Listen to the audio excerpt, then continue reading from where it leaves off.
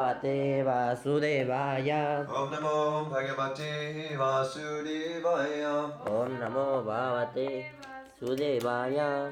Om Namo Bhagavate Vasudevaya. Om Namo Bhagavate Vasudevaya.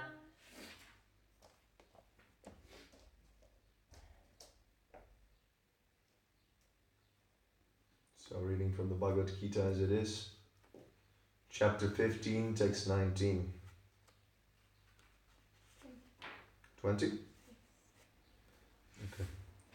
Iti guhyatamam shastram Iti Guhyatamam Shastram. idamuktam maya nagha Idamuktam Maya Naga. etad budva buddhimam syat Etad Budva Buddhinam Syat. kata krityascha bharata. Krita Krityascha Bharata. Iti Guhyatam Shastram. Iti guhyatamam shastram Idam Muktam Maya Naga. idam muktam maya nagha Etad Budva Buddhimam. etad budva buddhimam syat Krita Krityascha Bharata. kata krityascha bharata. Iti guhyatamam shastram Iti guhyatamam shastram idamuktam maya naga idamuktam maya nagha etad buddha buddhim sayat etad budva buddhimam syat krita krityasya bharata krita krityascha bharata. Iti Iti das Das guhyatamam, Goyatamam. the most confidential, The most confidential. shastram, Shastram. revealed scriptures, The scriptures. idam, Idam. this, uktam, uktam disclosed, disclosed maya, maya by me, by me anagha, anaga O sinless one, Also etat, Etat. this, this budva, buddha understanding, Understand. buddhiman, Buddhiman. intelligent, Intelligent. syat, syat one becomes, one krita kritya, Krita Kritya. the most perfect, Most perfect. sha, Sha. and And bharata, bharata O son of Bharata. also Bharata.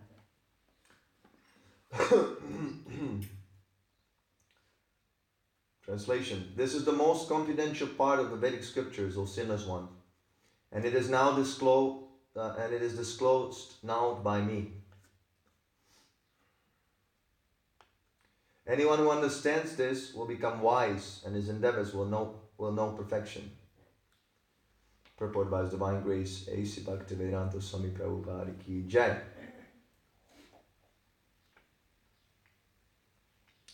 The Lord clearly explains here that this is the substance of all revealed scriptures. And one should understand this as it is given by the Supreme Personality of Godhead. Thus one will become intelligent and perfect in transcendental knowledge. In other words, by understanding this philosophy of the Supreme Personality of Godhead and engaging in His transcendental service, everyone can become freed from all contaminations of the modes of material nature. Devotional service is a process of spiritual understanding. Whatever such devotional service exists, the material contamination cannot coexist. Devotional service to the Lord and the Lord Himself are one and the same because devotional service is the spiritual or internal energy of the Supreme Lord. The Lord is said to be the sun, and ignorance is called darkness. Where the sun is present, there is no question of darkness. Therefore, whenever devotional service is present under the proper guidance of a bona fide spiritual master, there is no question of ignorance. Everyone must take to this consciousness of Krishna and engage in devotional service so he can at once become the most intelligent and purified. And as one comes to this position of understanding Krishna and engages in devotional service, however intelligent he may be, in the estimation of some common men, he is not perfectly intelligent. The word Anga, by which Arjuna is addressed, is very significant. Anga, O sinless one, means that unless one is free from all sinful reactions, it is very difficult to understand Krishna. One has to become free from all contamination, all sinful activities. Then he can understand. But devotional service is so pure and nice that once one is engaged in devotional service, he automatically comes to the stage of sinlessness.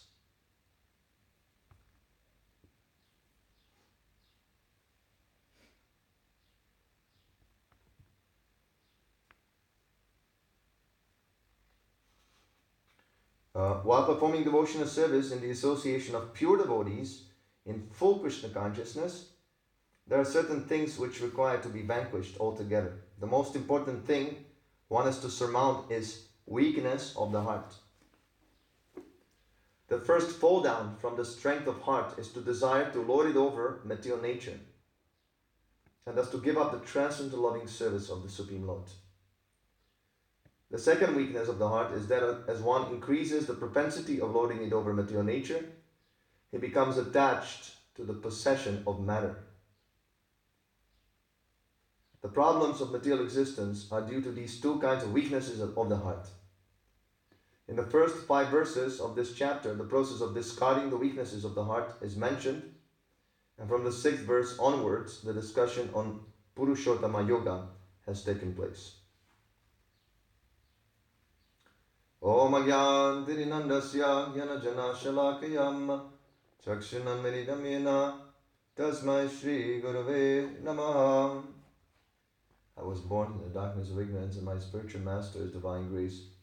A.C. Bhaktivedanta Swami Prabhupada has opened my darkened eyes with the torchlight of knowledge. I offer my humble obeisances unto his lotus feet. Jai Srila Prabhupada. So, this is quite an interesting purport here. The first fall down is to try to lord it over material nature and thus give up the devotional service. Wherever there is darkness, there cannot be any light. When there's a light, there cannot be any darkness. So similarly, where there's devotional service, there cannot be any lording it over propensity. That has to be completely eliminated. All these sinful activities are simply different grades or different manifestations of this unnatural controlship of the living entities. For example, intoxication. One intoxicates himself and he feels enjoyment. It's a false enjoyment, but it's enjoyment nevertheless. Otherwise, why would people do intoxication? So this gives them the false conception of I am the enjoyer, I am Krishna, I am the Lord. Actually, devotees, they don't desire any of this enjoyment. Although there is happiness in Krishna consciousness. We say chant and be happy. But this is not what the devotees are interested in. Sometimes people ask, if I chant this mantra, what's going to happen? What benefit does it have? So, in order to encourage them, we say, yes, you'll be very happy, you'll be very peaceful, please come and chant. Because that's the only way how they're going to chant. They need to have some benefit out of it. But the more we understand who actually Krishna is and what the Maha Mantra, what is the purpose of the Maha Mantra, the more we see that all these different desires are simply stumbling blocks in our Krishna consciousness. The different stumbling blocks, different obstacles. So these sinful activities are just gross manifestation, gross obstacles. They have to be completely given up. No excuse, no compromise. Prabhupada even said one who doesn't follow these principles, there is no question of perfection for him. You must follow these 4 regular principles. Otherwise, you're nowhere. If you think that, I will go back to Godhead, even though I'm not following, then you're greatly mistaken. It is even questionable whether you achieve the human form of life. It is so horrible. If people only knew how much serious these things are. Very serious. It is not a joking matter. Oh, I was smoking. Oh, I had illicit sex. It is very serious. There was this personal servant of Srila Prabhupada, Nanda Kumar, his devotee. So Nanda Kumar was, I think he was putting the kanti mala in the mustard oil or something like that. He didn't have a kanti on his neck. So Prabhupada noticed that. Oh, I didn't know kanti. And he immediately chastised him. He said, only if you knew what happens to people who don't have kanti at the time of death, you would never do this, playing around. See, at the time of death, the servants of Yamaraj, they come to pick up the sinful person, Yamadutas. But when they see the signs of a Vaishnava, tilak, kanti, shika, sari, dhoti, right? This is how devotees address him. They become very scared. Because Yamaraj, he gave a warning to the Yamadutas that you cannot persecute a Vaishnava. When Ajamil was taken by the Yamadutas, Vishnudutas came for to rescue him. And there was a little debate over who is right, who should take Ajamil, whether the Vishnudutas or the Yamadutas.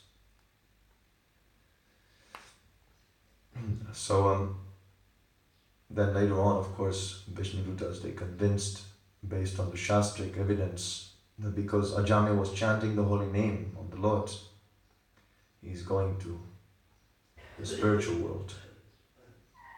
But even Ajamil had to take a break. He didn't go immediately, and he had to qualify himself. He had to practice his bhajan, his chanting, his austerity. Then he could go back home to Godhead. So from this day, the Yamadutas are very much afraid to approach a Vaishnava. A Vaishnava should never be. There's a great insult, great offense. So that is our only saving grace, that some or other we are under the shelter of a bona fide Vaishnava. We might not be Vaishnavas, but because we're serving a Vaishnava, then we're under his protection. Actually, when we offer food to Krishna, none of our offerings is suitable. It is not suitable for the offering to Krishna. Even if we make it super healthy and organic and from protected cows, it is not suitable because we have no love. Krishna says, one who offers me with love. So love, this is not so cheap to develop love of Godhead. You can test yourself. If you miss Mangalartik, are you crying the whole day? Somehow or other you miss Mangalartik. Are you crying the whole day? You cry your eyes out, and there are only holes left? I don't think so. When you see Lord Jagannath, are you shaking in the body out of ecstasy? So, not really. No, we're not on that level. But because we have some appreciation for the spiritual master. What is it, appreciation? That we follow his instructions. That is appreciation. You can say even Jaya Prabhupada is so wonderful. Oh. Even that is not appreciation. If you don't follow the principles, it is a show only, sentimental. There's no value.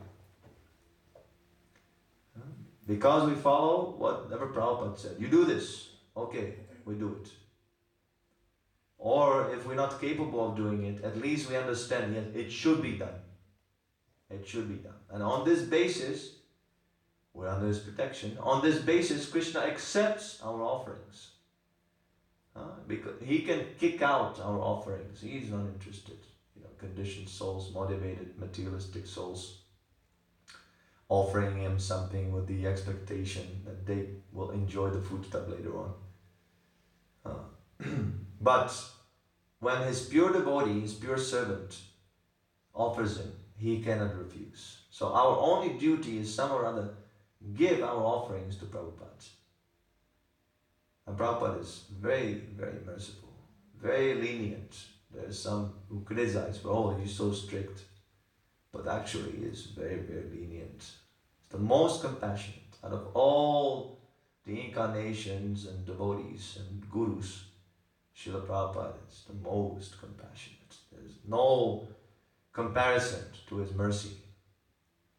Even Srila Bhaktisiddhanta Saraswati said, the one who doesn't chant 64 rounds every day is, do you know? What does he say?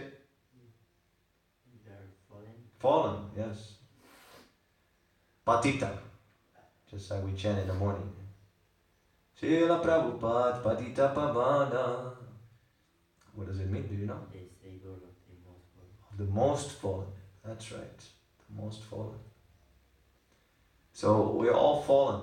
But Srila Bhaktisiddhanta Saraswati would also not waste time with us. But Srila Prabhupada is more merciful. And that's why he minimized the number of rounds. You chant 16, it's okay. He's empowered to do such things. Not that anyone can do this. Prabhupada minimized, also 8 rounds. That's okay. And he's even better, he says 4 rounds. You must be this, you have permission. You need a permission from Krishna to do such things. So this lording it over propensity is the first fall down. All the other sinful activities are just manifestations of that propensity. So, how do we purify this original, the root sinful propensity or desire? We have to engage in the service. We think that, by lording it over, I will enjoy. That is our false idea. Just like a finger goes to the cake and he wants to eat without supplying to the mouth. And he's forcibly in the cake trying to eat. It doesn't work. So similarly, we are trying to lord it over, control the situation, control everything except our minds. And we're failing. The more we try to control, the more we see we're not in charge. No control whatsoever. So we give it up and we engage in the service. That same propensity of controlling, we dovetail in Krishna consciousness under the guidance of the bona fide spiritual master. That is very important.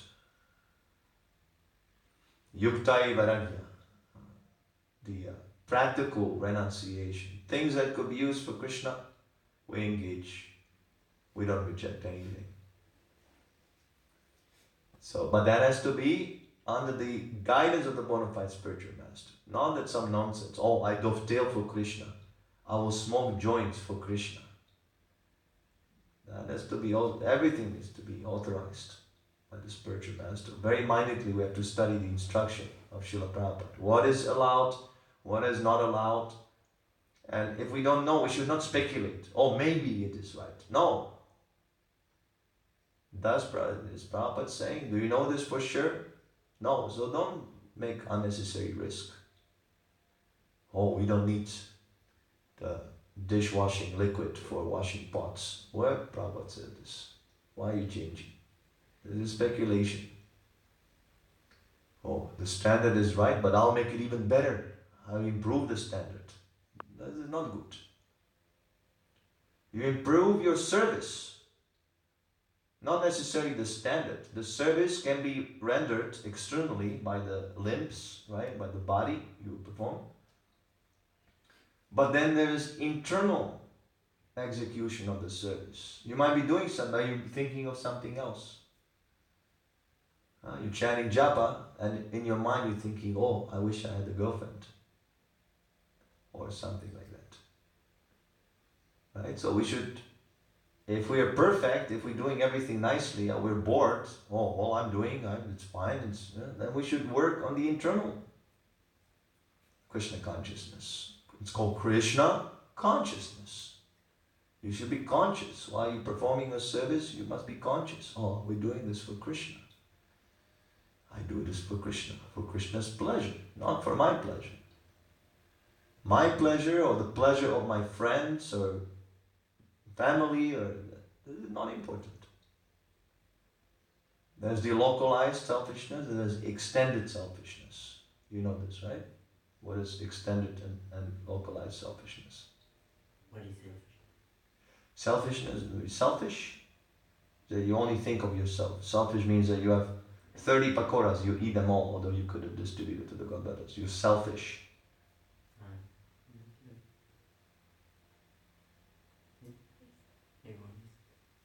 Egotist, yeah. So there are two types of egoism. The localized selfishness and then the extended selfishness. Yeah, Prabhupada talks about this. Localized selfishness means that for me, I want. Extended selfishness means for my family. I'm not selfish, it's for my family. I'm stealing. A thief is caught. So why did you steal?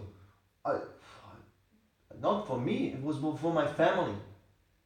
And he's expecting that everyone's going to be like, oh, so nice. No, this is not the end. Your family or forever, you steal is wrong. It's selfish. So we should do things for Krishna, not for anyone else. If we do things for Krishna, automatically the family, the society, the wife, the husband, everyone becomes satisfied. But this is, again, another tinge of this controlship propensity. And we cannot give it up. We want to control. We're supposed to serve all living entities. By being Krishna conscious, we don't make any distinction. Sama Bhuta, what is that? Brahma Bhuta Sama. Brahma Bhuta Prasanatma Nasochat. Sama Sarveshu Bhuteshu. Such a liberated person, he sees all living entities equally, without any distinction. That idea should come in Krishna consciousness. We're all one. Parts and parcels of Krishna. We're all energy of Krishna. The differences are simply based on the body, not of the soul. Qualitatively, we're all the same. So, because I don't want to serve Krishna, I want to lord it over Krishna. I cut a separate section. I only serve my countrymen. I only serve my family. Right? I'm supposed to serve everyone, but I cut off one section and I invest in that section. Why? Because that particular section, there's some convenience for me. If I invest there, then it will come back to me because it's my family. If I serve my family, they will serve me back. But if I serve everyone, then I might be serving and I get nothing in return. So it appears as something noble. Oh, I serve my family. I sacrifice everything for my family, for my country, for my city, for you name it. But it's actually just another form of selfishness. So this, we have to give up all the tinges, all the tiny little tinges. You know what a tinge is? Tinge is like a tiny little impurity. Like let's say you have a water and you put a little ghee there, so you have a tinge of ghee in the water, like a tiny little contaminations. So we have to become free from all these subtle, gross, First the gross, and then the subtle. See, the subtle contamination or subtle sins is to desire worship, to desire to be recognized. That's why sometimes it's difficult for us to preach, because we have this desire to be adored. Sometimes when you preach, you become the opposite, you become hated. If you tell people, no illicit sex, this is bogus, people will not like it. Oh, this is my favorite hobby, my favorite activity. Why are you saying like this? They will be disturbed. So sometimes it becomes an obstacle in our preaching because we desire to be adored, to be respected. So we have to become very, very determined. Even if the whole world is disturbed, we will preach what Krishna says, what Srila Prabhupada says, we'll repeat as it is. No compromise. Just because you don't like it, I'm not going to change the philosophy. Actually, people need to hear this because they're sinful, they're suffering, they're attached. They need to hear this on and on and on and on. Stop this, stop the sinful activities, cut this off. They need to hear this. Unless we tell them, how are they going to give up? Just automatically, they're going to give up, they're going to figure it out on their own? No. We have to tell them. They're under the influence of the mind and the senses. They're following like slaves the dictates of the senses. So this is real compassion. That you cut off these ropes by which the material senses are controlling the soul. You come and you cut them. How do you cut? With sharp words of the Shastra. If you're not sharp, if your scissors are blunt, you know what the blunt is? The opposite of sharp. Then you can cut, it doesn't work, right? If you have a blunt scissor, you're cutting, it's almost like agitated, like what? Agitating. So you have to select sharp words, you have to go right into the heart. Don't go around the bushes. Oh, please, could you? No. You're rascal number one, I kick on your face. Like Srila Prabhupada is showing us the example.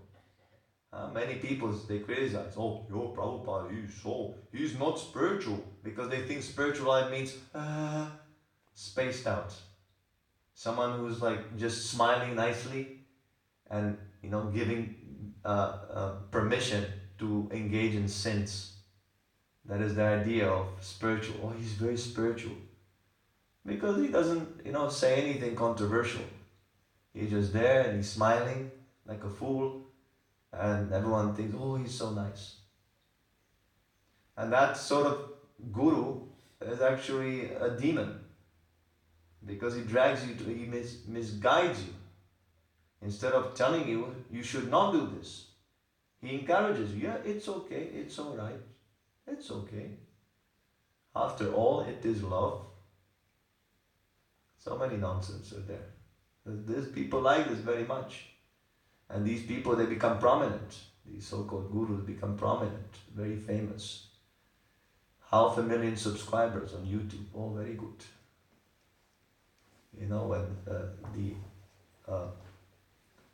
rascal Purujit preaches from the Flenigirola temple, hardly anyone logs in. Right? Maybe one or two, even that one becomes turned off. What is this nonsense? It turns it off. So this is also one of the contaminations we have. So Krishna consciousness is not sentimental. It is a very deep purification of the heart. And it is wonderful that this science is there, that we can hear about this, because then we know what to remove. We should not be lethargic or despondent. Oh, it is so difficult, this Krishna consciousness standard.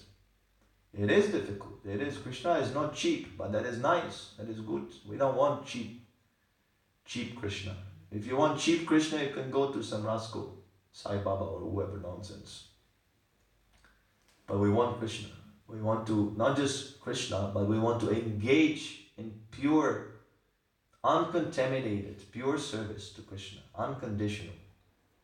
This is the purpose of this Krishna consciousness movement, to engage people in unalloyed, completely pure service to Krishna. This is why we study all this, this is why we are practicing, this is why we are worshipping, and so on and so on. To develop this attitude, it is not immediately developed, it takes some time. But first we have to know, okay, this is the goal. Then we can at least attempt to reach that goal. Okay, so any questions? Entonces, para las personas que vienen al templo, cantan y hacen actividades, pero no tienen ese tipo de actividades, son sexo ilícito, beber, tomar, esas cosas. Es bueno Pero seguir siempre, viniendo. ajá, entonces siempre lo siguen haciendo a pesar de que están cantando. Yeah. If one is committing sinful activities like illicit sex, intoxication, gambling, Yeah. or meat eating, but still is trying to get into the process, coming to the temple, chanting, that they cannot keep up. It is okay for them to continue because they are, Of course, even course. if they are making offenses. of course, because that's another offense to give up the process. Yeah. There's a different type of offenses. There are different types of offenses. One might be committing offenses because of weakness. And one might be committing offenses out of envy. That purposefully, oh, what kind of nonsense rule is this illicit sex? After all, it is love. He thinks that, oh, this is a bogus rule. Why should I not follow this rule? Why should I follow this rule? I will rebel. I will only pick whatever I like from this Krishna consciousness. That is very serious. Such a person, you will not be able to purify his heart. But a person who's trying sincerely, but due to weakness, maybe due to previous association, or a bad association, like that, sometimes it happens. We become forgetful. If he repents, then he has a chance. Ultimately, then, nobody could take up Krishna consciousness because everyone is sinful. This age of Kali, you ask anyone, they're all breaking these principles. So, if they would have to first of all follow the principles in order to become Krishna conscious, then no one could actually take up the process. You follow? So that sincerity is beyond these rules and regulations. At the same time, no one should take advantage. Oh, I am sincere. Yeah, you see me smoking ganja, that you see externally, but in my heart I'm very sincere. Not like that. We should not take advantage. And we should try. That's why when we associate with devotees, there's 6 exchanges in the association. You remember, right? What are these 6 exchanges? Give, to receive, to open the mind, Yeah. to hear from, Inquire. yeah. Inquire confidentially. So this inquiry means that you ask, oh, I cannot follow this rule. How can I follow it? That's why people should come to the temple. They ask all kinds of nonsense questions, like, oh, can you read the mind, and can can Krishna fly with his ears, or people are asking all kinds of questions. But this first question, they don't ask, I have a problem with intoxication. How do I solve it? Please, you kindly tell me. And then the devotees, they will give advice. And if you follow this advice, you'll advance. Even neophyte devotees, they can advise you how you can follow strictly. But due to false ego, see, that's the nonsense, the false ego. No, I know, it's okay. Because he doesn't agree with the instruction. He thinks, no, it's okay. Yeah, you have your opinion, Prabhupada, but I have my own opinion. That's why he never actually asked this question. And that's why we cannot advance. So when people come, you can even encourage them that don't ask these questions. You ask a question, how you can become free from sinful activities. Many times also it happens that people say, I followed all these rules, it's not a problem for me. They're so dishonest. They actually believe in it. They believe that they follow, although they don't follow anything. They say, because they're so intoxicated with false ego, they think, oh, yeah, I don't have a problem. I can also do like you. It's not a problem for me. It is a problem unless you have such regulated program. Waking up, reading, and associating. It's not possible to follow these rules. Those who say, I follow, but he is not engaged in any way, he's a liar. You must be engaged, because where are you getting your pleasure? If you don't commit these sinful activities, where are you getting your pleasure from? Neither this, neither that. So what is it? That's another lie. So anyway, so yeah. Definitely a sincere person who is struggling, but he's sincere, he should, everyone should, even envious, all of them, they should continue the process, because that's the only way how they can come to the stage of sinlessness. Actually, Prabhupada said this. They become elevated to the mode of goodness automatically by the execution of devotional service. Engaging in this transcendence, everyone can become freed from all contaminations of the modes of material nature.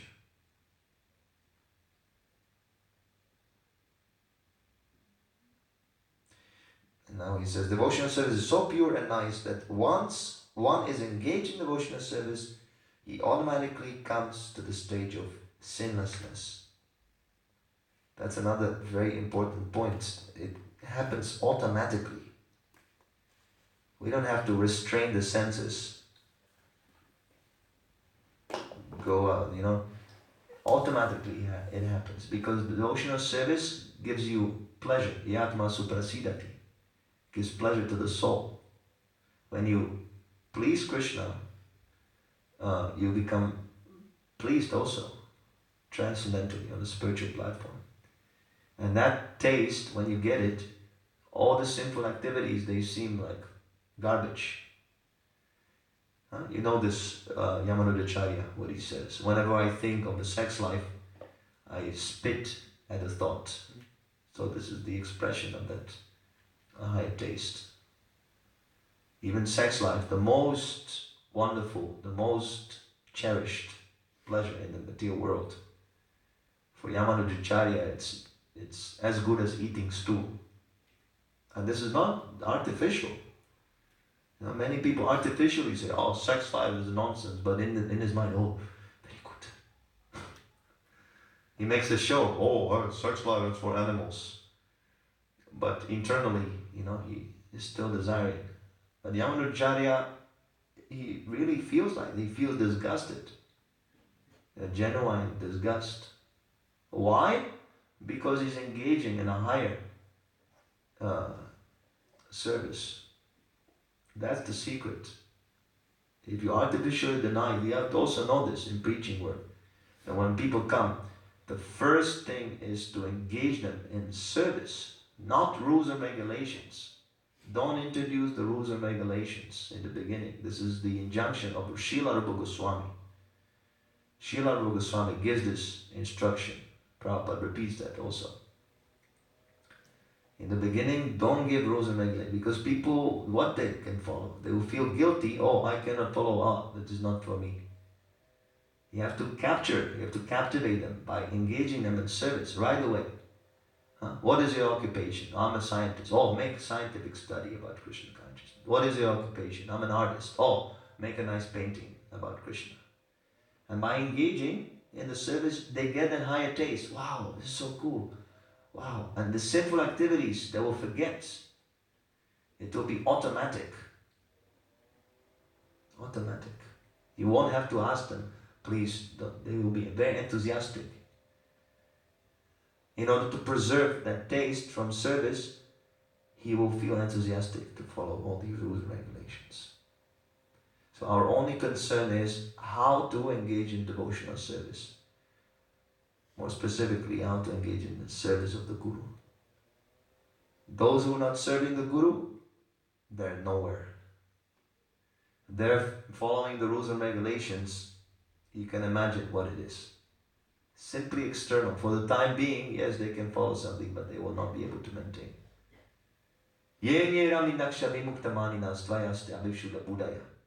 Just like the impersonalists, they fall down back to the material world because they have no shelter.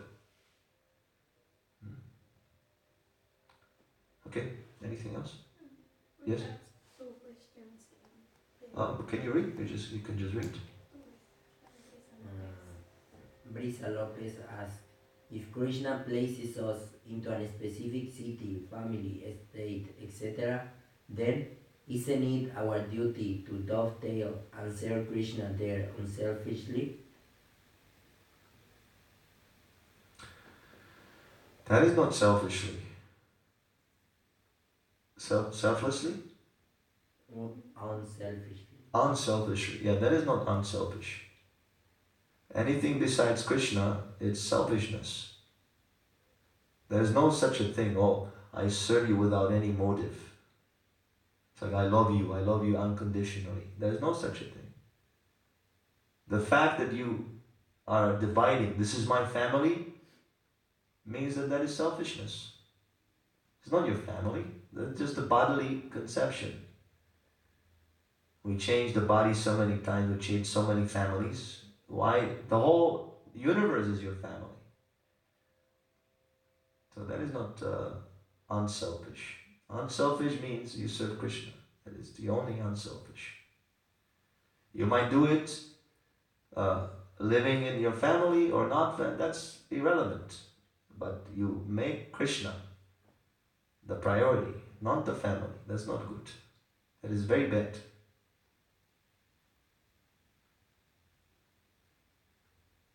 You follow? You separated my family and then the rest of the people. Why? Because your family gives you something in return. That's why you serve them. So that is not unselfish.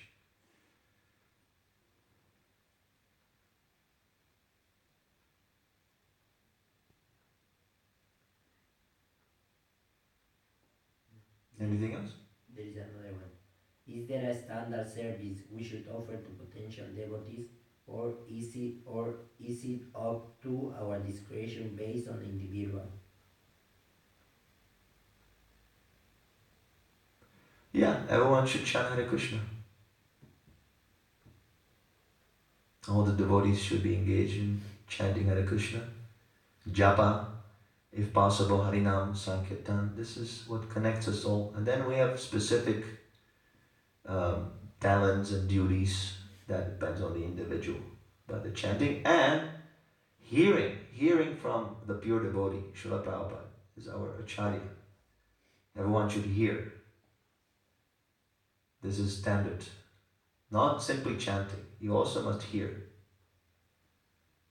The sentimental chanting will not be effective. You must chant after hearing how to chant from the Guru. Okay? Who is asking this? Bhakta Max, I think, because he said it is Bhakta Max, okay. the article Ramesh, but he writes, if the answer overlap the schedule, please email me, Prabhu. It's Bhakta Max. He also asks how to increase the rate of removal of influence of lower modes of nature. The same answer, by engaging in devotional service. Pure devotional service. Don't put so much emphasis on renunciation. Put more emphasis on pleasing Krishna. Then automatically you will be renounced automatically.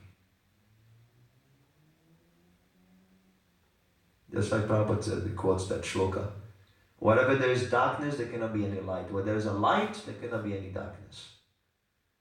So if you engage properly in the service, there's no question of Maya catching you. This is the secret of how to remain in Krishna consciousness. If you meditate on this, if you assimilate these points, then you will not be deviated.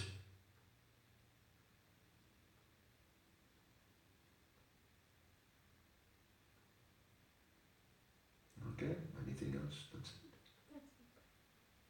All right. Thank you for nice questions. And the other lady, what was her name? Brisa Lopez. Brisa Lopez? Okay, thank you, Brisa. I don't know if I satisfy you with the answer. You can elaborate a little bit more if you want. I'm not sure if you understood. Please, write back if it's not clear. I will explain more. I can go on the comments also after the class. Alright. Grantaraj Shrimad Bhagavad Gita ki jai, Srila Prabhupada ki jai, Nitai Gaura Premanandi, Hari Hari Hari Bol. Shrimad Bhakti Vedanta Swami Divinamane Namaste Saraswati Devi Guruvani Vicharinani Shri. What about Facebook questions? There is no question. Okay. Thank God. Thank God no one wants to be attacked with Brahman.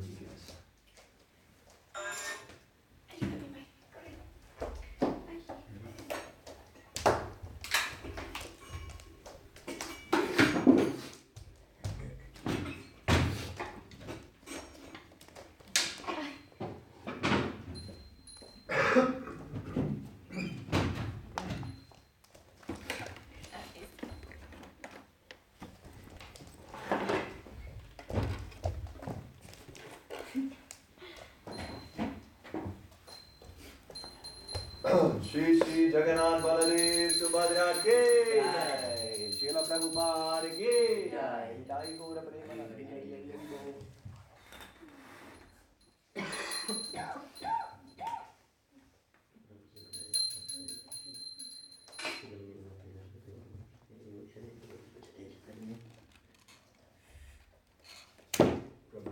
One favor, the floor is dirty here.